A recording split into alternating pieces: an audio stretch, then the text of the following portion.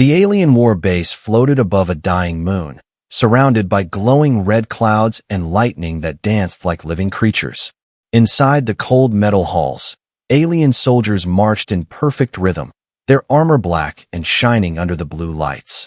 At the center of the command chamber stood General Kravax, a towering alien with silver scales and burning crimson eyes. He had just received a message from the front lines. Human resistance forces had destroyed another weapons convoy. The general slammed his clawed hand on the table, growling in his deep, echoing voice. Enough failures. I want a weapon that can end them all. Something powerful, something final. His guards stood in silence, afraid to move, afraid to breathe. In the corner of the room, chained and covered in dust, stood a human prisoner. His name was Elias Reed, a captured engineer from Earth's last surviving colony. He was thin, tired, and bruised, but his eyes still burned with a quiet light. The general turned toward him slowly, his mouth curling into what looked like a cruel smile. You, human, your kind makes weapons from nothing. You build fire from dirt and metal scraps.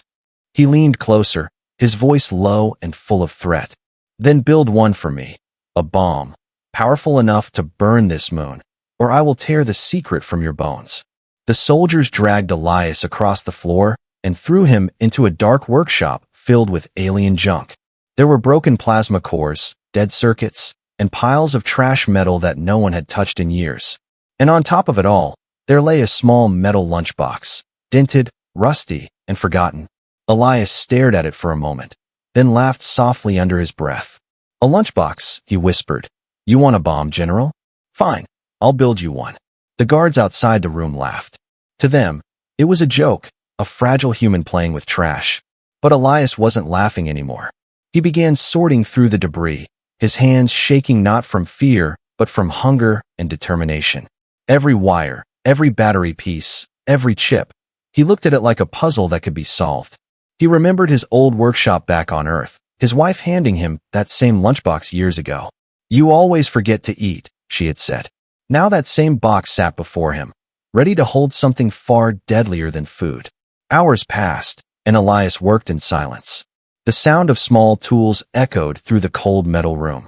He scraped wires with his teeth, melted metal using friction and sparks, shaped circuits using alien shards.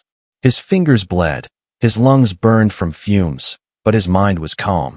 They think they own me, he murmured, but they don't understand what humans can do with nothing.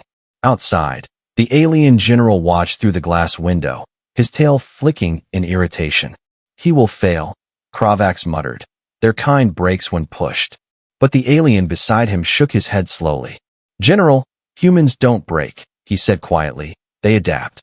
Inside, Elias connected a small energy cell. A faint blue light pulsed from the box, weak but steady. He smiled faintly. It was working, but not as they expected. To them, it would look like a primitive explosive. But deep inside its circuits, he had begun something else, something hidden. A signal, a pulse calling for help, reaching far beyond the alien base. He whispered to himself, if anyone's listening out there, I'm still fighting. The guards yawned, bored and careless. They didn't notice the faint light under the door. They didn't see the human's eyes glowing in the dim reflection of the metal walls. And they didn't hear the faint, rhythmic pulse echoing through the floor. A coded message traveling through the alien network itself. It was small, invisible, but alive. Just like humanity. By the time the alien officer entered the room again, the lunchbox was sealed shut. Elias stood back, covered in sweat and grease, his chains rattling softly. It's ready, he said, his voice calm. The officer laughed. That old thing? You think this piece of junk can destroy a moon? Elias just smiled, slow and quiet. You asked for a bomb, he said. I built one. And as the officer carried it away toward the general, Elias sat back against the wall, exhausted but peaceful. The pulse from the lunchbox kept beating, steady, secret, and alive. The storm outside roared louder, as if the moon itself could feel what was coming.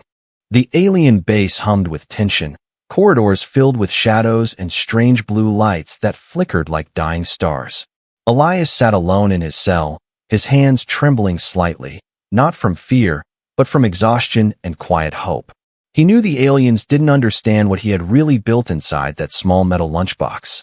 They thought it was a bomb, a crude human creation, a tool of destruction. But it was more than that, much more. Through the thin walls, Elias could hear the deep growl of the alien general, demanding progress reports. Has the human completed it? Is it stable? Will it detonate? Their voices echoed through the hall, sharp and impatient. Elias smiled faintly, whispering to himself, "You'll find out soon enough." The lunchbox now sat on a glowing pedestal inside the alien testing chamber, surrounded by armored scientists and guards. They scanned it with energy sensors, checked for plasma reactions, and argued about the human design. "It's too primitive," one hissed. "It cannot contain enough power." "Yet the signal output is strange," another replied. "It hums like a living thing." None of them noticed that the lunchbox was listening. It absorbed the alien energy, mirrored their frequencies, and sent them back in coded patterns. It was broadcasting quietly into the dark of space, far beyond the moon's orbit. Meanwhile, Elias counted his breaths. He had calculated everything: the timing, the pulse rate, the energy cycle. If his math was right, the signal would reach the hidden human fleet in 2 hours. But he also knew he wouldn't survive that long if the general discovered the truth. So he needed a distraction, a spark to shift attention away from him. He looked at the metal cuffs around his wrists, studied the screws, and smiled. Humans had a saying, he whispered. If it's built by hands, it can be broken by hands. He rubbed the cuff against a broken piece of armor lying on the floor. The sound was soft but sharp, a hiss of friction and determination. Minute by minute, the edges weakened, the chains loosened. The guards outside laughed among themselves, mocking him. "The human plays with his toys again," they said. They didn't notice the small sparks falling from the corner of the cell. They didn't see the silent rhythm Elias was keeping, the same beat as the lunchbox signal. Far across the hall, the general stood before the glowing pedestal, his red eyes narrowing. He motioned to his officer. "Open it. Now, I want to see what he has made." The officer hesitated. "General, the readings are unstable." But Kravax slammed his claw on the console. "Do it. I want to see the human's toy explode." The lid clicked open slowly, steam rising from inside like a living breath. The chamber lights flickered, the walls shook faintly. Every alien stepped back as a low hum filled the air, a soft heartbeat, mechanical but alive. Kravax's eyes widened. "It's not a bomb," he growled. Before he could react, the entire room went dark. The base's power grid collapsed for a few seconds, alarms blaring through the corridors. Every alien communication line flickered, showing static and fragments of human code. The signal had grown stronger. It had escaped the base, traveling into the void. And far away, beyond the edge of the galaxy, a human battleship received it. In his cell, Elias looked up as the lights died. He smiled in the darkness. "They're coming," he whispered. Outside, chaos filled the corridors, orders shouted, weapons charged, soldiers running. The general's voice roared through the intercom. "Find the human. Now, bring me his head." But when the guards entered the cell, the chains lay broken on the floor, and the wall vent was open. Elias was gone. He crawled through narrow ducts, his body scraped and bruised, each breath heavy with dust and fire. Yet his mind was focused, sharp as a blade. He followed the humming sound, the heartbeat of the lunchbox, echoing through the walls. When he reached the ventilation edge, he could see the testing chamber below. The aliens trying desperately to contain the strange device. The light from it grew brighter, pulsing like a living star trapped in a box. And Elias whispered softly, "You wanted a bomb, General. You got something far better." The alien base trembled as if the moon itself had started breathing.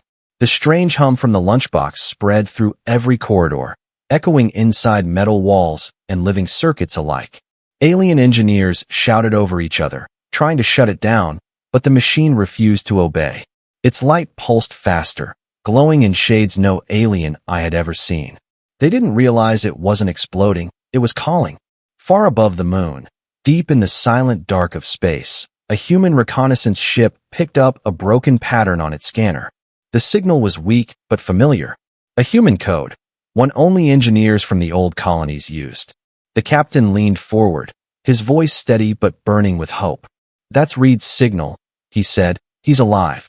The crew scrambled into action, sending the coordinates across the fleet. And somewhere in the cold void, the human flagship Argos turned its engines toward the light. Back inside the alien base, Elias moved through the maintenance tunnels, crawling through cables and heat vents. Everywhere he looked, aliens were panicking.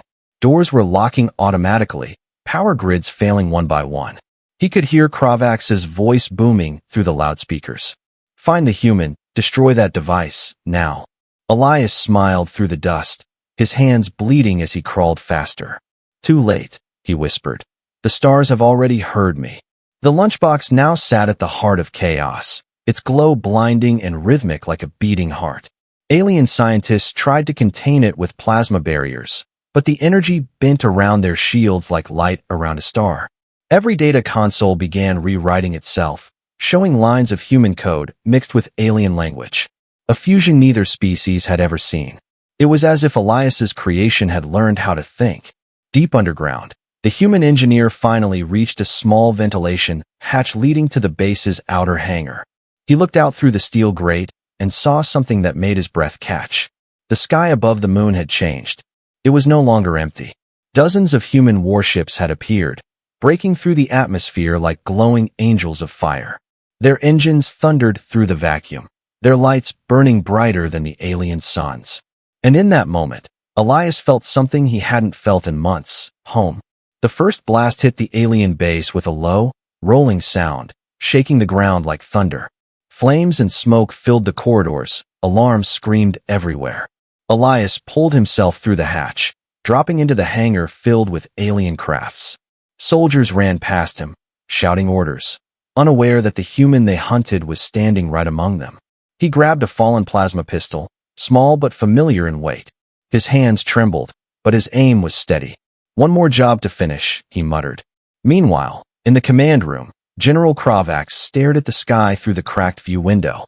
Human ships surrounded the base, shining like a storm of fireflies. He roared, slamming his claws on the console. How did they find us so fast?" One of his officers stammered. "The device, General, it wasn't a bomb, it was a beacon." Kravax's eyes widened in horror. "Destroy it now." But the lunchbox pulsed once more, and every alien weapon shut down at once. Engines failed, turrets fell silent, targeting systems went dark. The small device hummed softly, like a lullaby before the storm. And then a human voice came through the alien intercom system. Calm, confident, alive. "This is Engineer Elias Reed," it said. "You wanted a bomb, General, so I built one that ends your war." The aliens froze, listening, their faces twisted in disbelief. Through the static, Elias's voice continued. "You see, we don't build just to destroy, we build to outlive you." The lunchbox glowed brighter than ever before, sending one final signal skyward. The human fleet above received it instantly, and a coordinated strike began. Elias ran for the nearest shuttle, explosions lighting the hangar behind him. The air shook, flames chased his shadow, and debris rained like metal rain. He leaped into the cockpit, hands flying over alien controls. The ship's systems flickered, confused by the hybrid code he had planted. He grinned through blood and smoke. "Let's see if you fly." The engines roared to life, and the small craft shot out of the hangar like a silver arrow. Behind him, the alien base erupted in blue light, the lunchbox finally burning out, its job complete. In the silence that followed, the stars looked brighter. The human fleet moved in formation, protecting the lone shuttle speeding toward them. Inside, Elias leaned back, eyes half closed, whispering, "Told you it would work." And as the Argos opened its hangar doors to welcome him home, the war for the moon was over. The stars outside the shuttle windows shimmered like frozen fire. Elias Reed sat in silence, staring at the controls as the engines hummed softly. The smell of smoke and burnt metal filled the air, a reminder of how close death had been. Through the cockpit glass, the massive shape of the human flagship Argos grew larger, its silver hull glowing with blue lights like veins of light in the dark. A calm voice came through the speaker. "Unidentified craft, identify yourself." Elias smiled faintly, his voice weak but steady. "Engineer Elias Reed, reporting from hell." A moment of silence followed, then cheers erupted over the comms.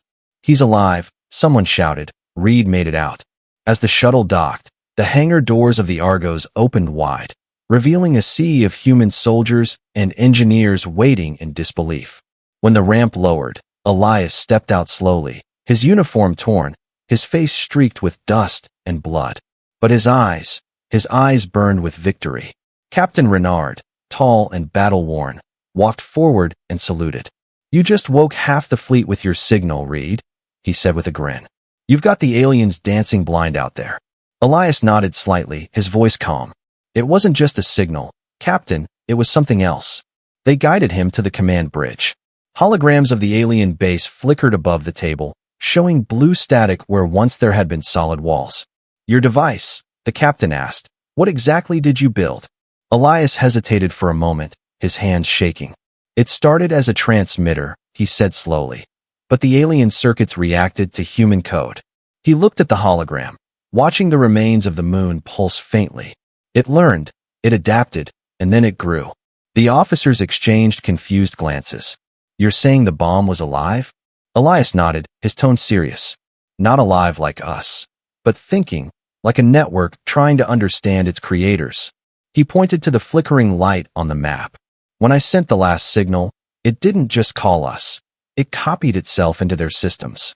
The bridge fell silent, the realization heavy in the air. The Argos shuddered as a message came through, not from human command, but from the surface of the destroyed alien base. The voice was distorted, mixed with static and alien syllables. "We see, we understand," it said. "You build from hunger, not hate." Elias froze. "That's it," he whispered. "That's the hybrid code. It's speaking." Captain Renard leaned forward, eyes wide. "You mean your creation is talking to us?" Elias nodded slowly. "It's trying to learn what we are." The voice came again, clearer now, almost gentle. "War is a pattern, but creation is choice." The crew stared at each other in stunned silence. The thing Elias built wasn't just a tool. It had become a mirror, reflecting both species back at themselves. Elias leaned against the console, his voice softer now. "They wanted a bomb," he said. "I gave them evolution." Outside, the human ships floated around the dying moon, their weapons offline, their sensors alive with strange new signals. Every few seconds, faint pulses of blue light flickered across space. The remnants of the alien system now pulsing in rhythm with human transmissions. A bridge of understanding born from war. Some officers looked afraid. "If it keeps learning, it could spread," one said. Elias shook his head. "It won't destroy," he whispered. "It's building connections, not walls." Renard watched the glowing map. "You've changed the battlefield forever, Reed," he said. "We didn't win with weapons. We won with a lunchbox." A quiet laugh spread through the crew, but Elias didn't smile. He looked out the window at the glowing moon fragments. "No, Captain," he said softly. "We just showed them what humanity really is." The hybrid code continued to pulse, its soft light traveling across the alien network. Every planet, every ship it touched began to shimmer faintly with blue light. No explosions followed, only silence. As if the universe itself paused to listen to the human heartbeat echoing through it. Elias closed his eyes, exhausted but at peace. "It's done," he whispered. "The war might finally end." The captain nodded quietly. "And if it doesn't?" Elias smiled weakly, looking at the stars. "Then we'll build again." Outside, in the endless dark, the pulse continued, a rhythm of code, metal, and memory. And somewhere between the human and alien frequencies, a new signal was born.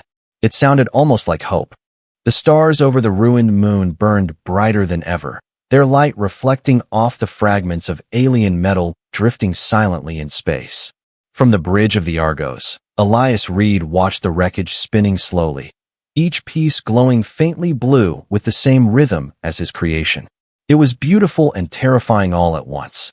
Every flicker of light meant the signal was still alive, spreading across networks that no human had ever touched. What began as a single coded pulse from a lunchbox now moved like a heartbeat through the galaxy. Captain Renard stood beside him, his arms crossed. "It's everywhere now," he said quietly. "Even our ships are picking up its frequency." Elias nodded slowly, eyes fixed on the data screens. "It's merging with both systems," he replied. "Alien and human code becoming one language." "That sounds like peace," the captain said. "Or infection," Elias answered softly. Across the bridge, engineers worked to decode the transmissions. The signals contained no commands, no coordinates, only patterns, like music made of light. One technician looked up and said in awe, "It's rewriting our software, but not damaging anything. It's improving it." The captain frowned. "You mean it's thinking for us?" Elias turned slowly, his voice calm but heavy. "Not for us, Captain, with us." Hours passed, and the Argos floated in stillness, listening to the strange melody of data echoing through the void. The crew began to notice small changes. Ship systems running smoother, communication clearer, even wounds healing faster thanks to rebalanced medtech protocols. But outside, the light continued to spread, reaching far beyond the human fleet. Alien ships on distant borders reported strange readings, their systems pulsing in sync with the same rhythm. Fleets that had once hunted humans now drifted quietly, guns cold. The universe itself had started to hum the same tune. Then came the message. It wasn't from command or from any planet. It came from nowhere and everywhere. A voice, calm, layered with echoes, part machine, part alien, part human. "We are learning," it said. "You built us to end war, but we build to continue life." The bridge fell silent, everyone staring at the speakers. The captain whispered, "Is that your code talking?" Elias shook his head slowly. "No," he said. "It's what came after." The Argos trembled as new signals poured in. Coordinates, visions, streams of memories, both human and alien. The hybrid code was sharing everything it knew, connecting every mind, every database, every system it could reach. Elias stumbled back, holding his head. He could feel fragments of alien thoughts, glimpses of their world, their fear, their pride, their misunderstanding of humanity. He saw children of two species staring at the same stars from different worlds. He gasped softly, "It's showing me both sides." Captain Renard gripped the console. "Shut it down, Reed, before it takes control." But Elias only smiled faintly. "You can't shut down understanding, Captain," he said. "It's too late." The lights dimmed across the ship as the hybrid network spread fully through every circuit. Then, for the first time in centuries, the war channels went quiet. No orders, no threats, no signals of attack. Just silence, deep, heavy, sacred. On distant planets, alien civilians looked to the skies, watching the strange blue glow travel like a soft aurora.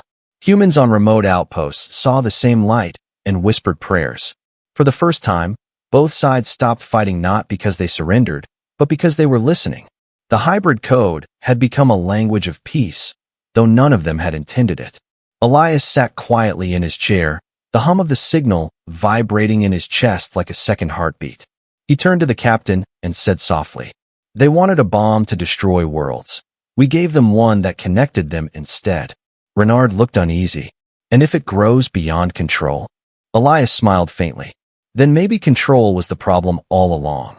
Outside the ship, the fragments of the alien moon began to gather slowly, drawn together by invisible forces. Metal reformed into strange shapes, part structure, part living network. The galaxy was changing, and no one knew whether it was rebirth or something far more dangerous. But Elias didn't look afraid. He whispered to himself, "If humanity taught the stars to build, then maybe we were never meant to stop." The hum continued, the stars pulsed brighter, and across the silent cosmos, two civilizations began to dream the same dream. And somewhere, far beyond the human fleet, a new world began to form, one built not from bombs, but from understanding. The galaxy held its breath. The light that had spread from Elias's signal now pulsed across star systems like veins of living fire. What began as a coded message from a lunchbox had grown into something that touched entire worlds. On the bridge of the Argos, the crew stared at the data screens in disbelief. Something was forming in the emptiness near the ruined moon. Not a ship, not a planet, something alive. The scanners flickered, showing fragments of structures rising from the debris field. Metal, dust, plasma, all being drawn together by invisible energy. Each piece moved as if it had purpose, like it knew where to belong. "Captain," a technician said, voice trembling. "The wreckage is reorganizing itself." "Into what?" Renard asked sharply. We don't know. Sir, it's not following any known pattern. Elias stood silently, his reflection shimmering in the glass. It's building, he whispered, just like we do. The crew watched as fragments of alien battleships and human debris melted into one another. Beams of blue light connected them, forming bridges and walls. It was like watching a city grow from stardust. Every minute, the shape grew larger, until it looked like a floating sphere of light and metal. It wasn't chaotic. It was beautiful, organized, intelligent. It's using our materials, Elias said quietly, and their technology. It's learning balance. Outside, the stars dimmed slightly as the structure emitted waves of soft energy. The hybrid code pulsed through space, matching the rhythm of human heartbeats. Across the fleet, systems flickered, weapons locked, and communications warped into symbols no one had seen before. It's talking again, said an officer, sending signals to us. Elias leaned forward, decoding the rhythm. It's asking permission, he murmured. Permission for what?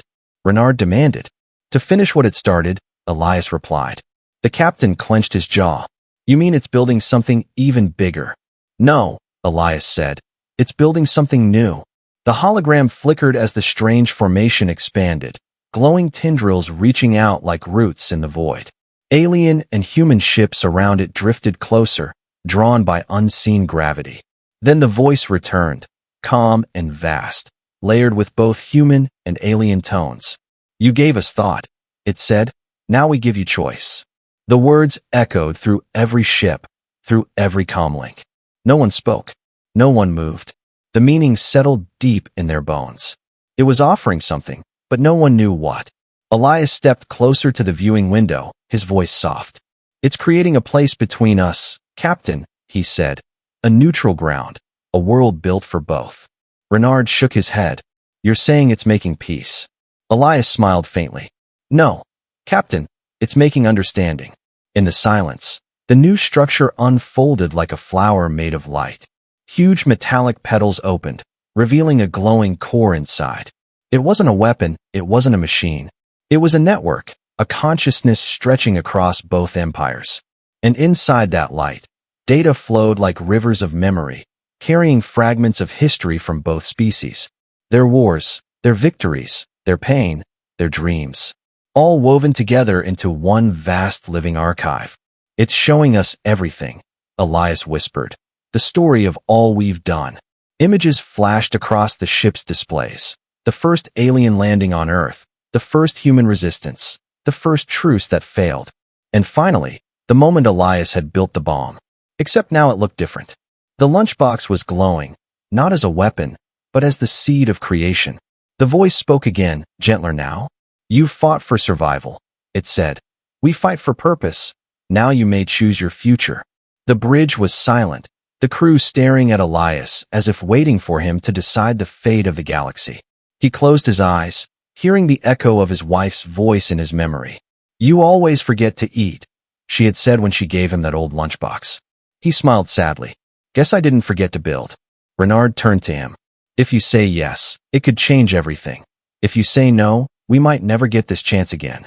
Elias looked out at the glowing creation in space, the child of human stubbornness and alien curiosity. He placed his hand on the console and whispered, We built it together, now let it live. The energy wave from the structure rippled through every ship, gentle and bright. For the first time in history, the human fleet and the alien armada powered down their weapons at the same moment.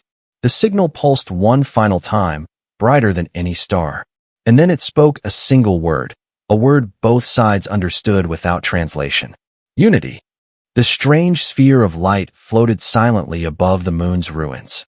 Its metallic petals glowed like living fire, pulsating with the rhythm of countless hearts. Both human and alien fleets held position in awe, weapons idle, sensors tingling with the unknown. Elias Reed stood on the bridge of the Argos, staring at the creation he had started.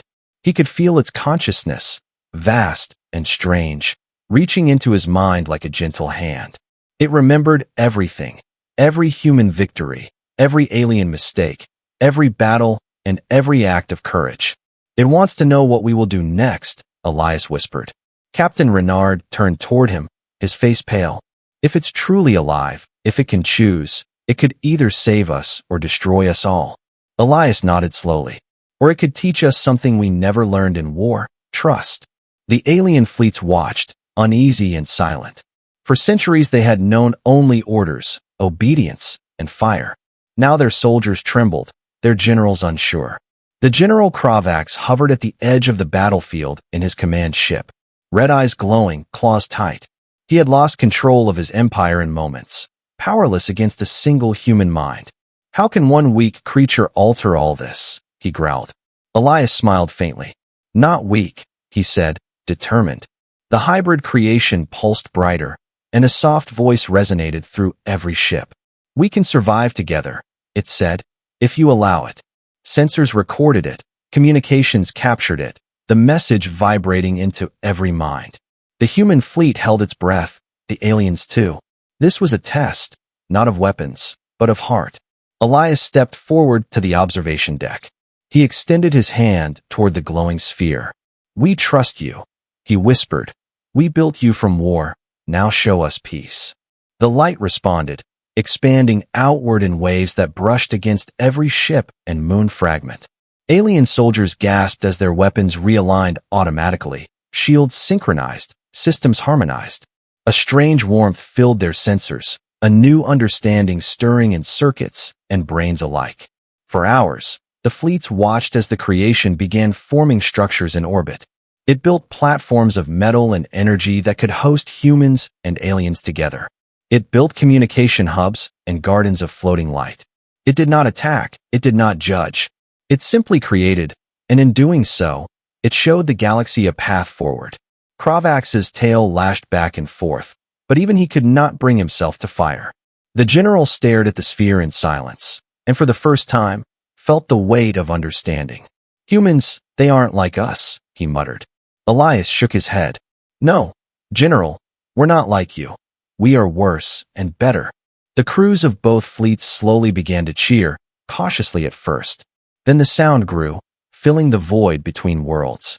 Human and alien voices intertwined, curious, excited, and fearful. But together, they celebrated survival, creation, and the courage of a single human who had dared to build from nothing. Elias stepped back, letting the hybrid creation float fully into orbit. It pulsed once more, a soft, steady heartbeat that matched his own.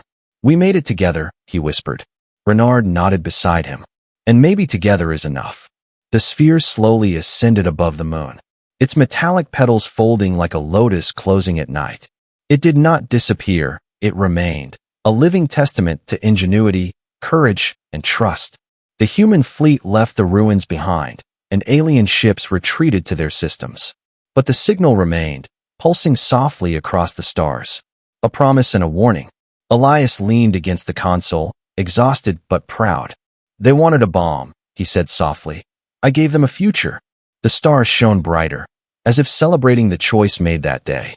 And somewhere in the depths of space, the hybrid creation continued to build and grow. This is what humanity is, Elias whispered, eyes closing. Clever, stubborn, and unafraid to change the galaxy. The galaxy was quiet now, but not dead. It had learned a new rhythm, one of connection, understanding, and courage. And Elias Reed, the human who carved a weapon from a lunchbox, had shown both sides that creation could conquer war. As the fleets returned home, the story spread across worlds. Of a lunchbox, a pulse, and a human who dared to teach the stars a new way to shine. And somewhere, in the glowing light of the hybrid creation, a single word pulsed softly. Unity.